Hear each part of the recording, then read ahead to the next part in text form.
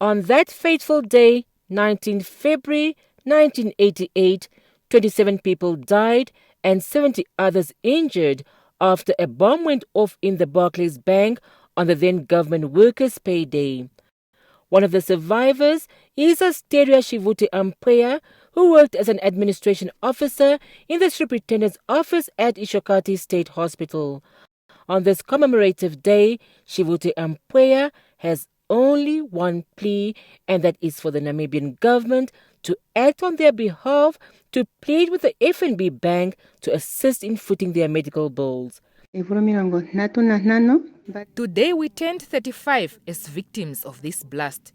Those of us who are alive, we now want our government to speak to the bank so they can pay us. If they are not compensating us for the horrific injuries we incurred, can they at least pay for our present-day medical treatment? All we ask is government's intervention. Justine Amupanda is a daughter of one of the survivors, a former Oshakati hospital nurse, Hilaria Naikaku, and she recalls vividly the events of that fateful day. A few hours, there was chaos in Ongodiva, even at home. As I also realized and found out that my mother was also a victim because she was a nurse by then, but luckily she survived. She did not die like others, like all the colleagues, because even the person that she went together with that day succumbed to the blast. One thing she asked for is for the day to be recognized officially and made a public holiday.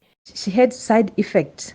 We later on, after years, there was a few years that passed that she was just experiencing these side effects and terrible pain in the head. I understand it was because of the blast. Because imagine if I could hear the sound while I was in Nongwediva, then what would happen to those who were just inside?